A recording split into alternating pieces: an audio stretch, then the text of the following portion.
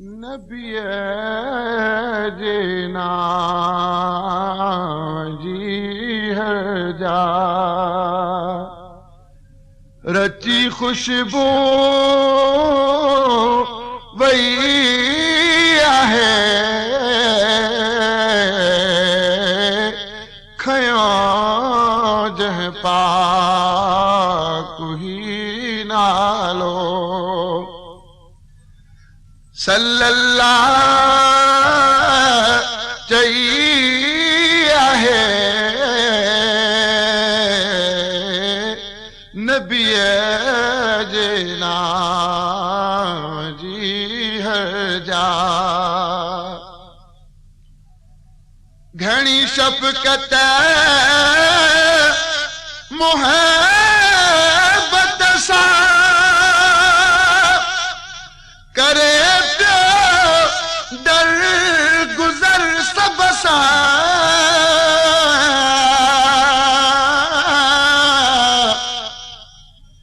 घणी शफ़क़त मुहब्बत सां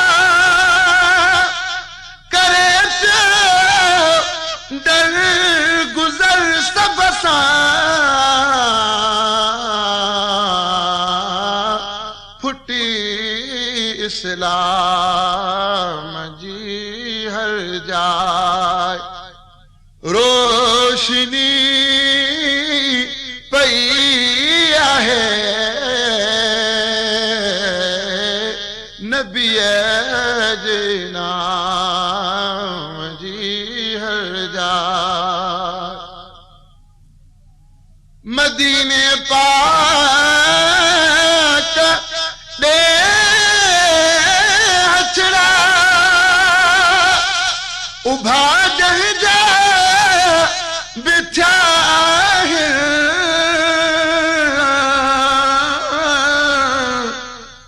मदीने पाक दे हथड़ा उभा जंहिं जा बिठा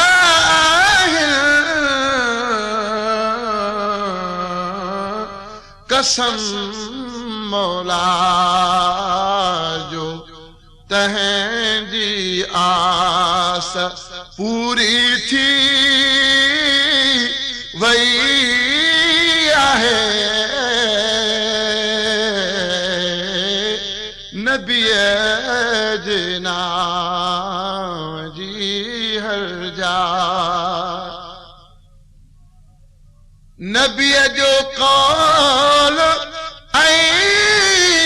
हर लफ़्ज़ आप पैग़ाम मौला जो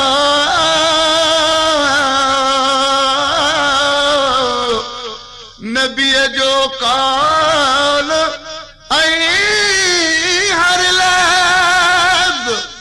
आप पैग़ाम मौला जो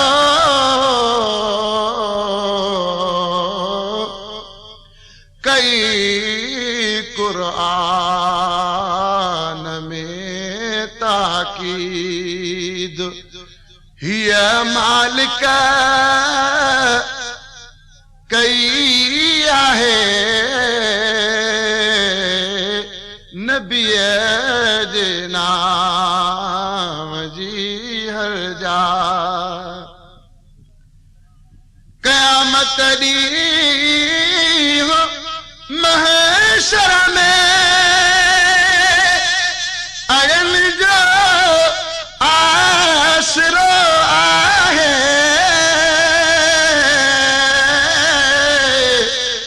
क़यामत ॾींहुं महशर में अड़नि जो आसरो आहे रहमा बख्शिश खुदा सब सां इन जे लाइ कई आहे नबीअ जना जी हर जा रची खुशबू वही आहे खयो जह पाक ही नालो सल्लल्लाह चई आहे नबी जे नाम